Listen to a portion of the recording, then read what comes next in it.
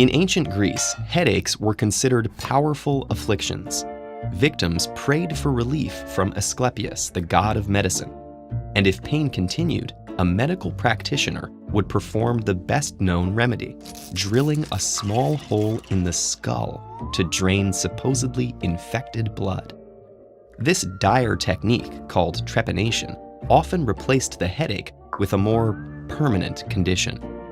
Fortunately, doctors today don't resort to power tools to cure headaches, but we still have a lot to learn about this ancient ailment. Today, we've classified headaches into two camps: primary headaches and secondary headaches. The former are not symptomatic of an underlying disease, injury, or condition. They are the condition. But we'll come back to them in a minute, because while primary headaches account for 50% of reported cases, we actually know much more about secondary headaches.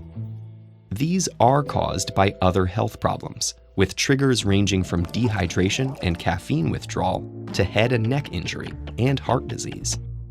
Doctors have classified over 150 diagnosable types, all with different potential causes, symptoms, and treatments. But we'll take just one common case, a sinus infection, as an example. The sinuses are a system of cavities that spread behind our foreheads, noses, and upper cheeks.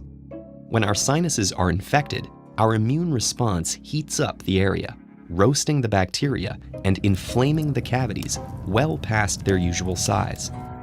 The engorged sinuses put pressure on the cranial arteries and veins, as well as muscles in the neck and head. Their pain receptors, called nociceptors, trigger in response, cueing the brain to release a flood of neuropeptides that inflame the cranial blood vessels, swelling and heating up the head. This discomfort, paired with hypersensitive head muscles, creates the sore, throbbing pain of a headache.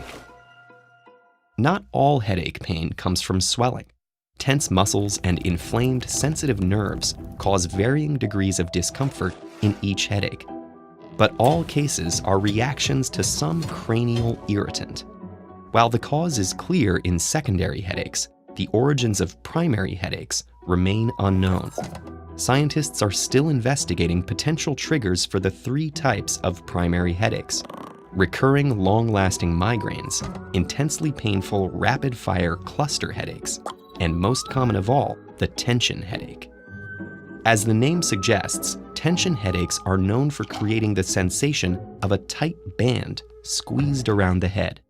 These headaches increase the tenderness of the pericranial muscles, which then painfully pulse with blood and oxygen.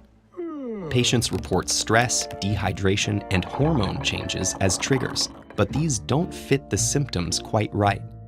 For example, in dehydration headaches, the frontal lobe actually shrinks away from the skull, creating forehead swelling that doesn't match the location of the pain in tension headaches.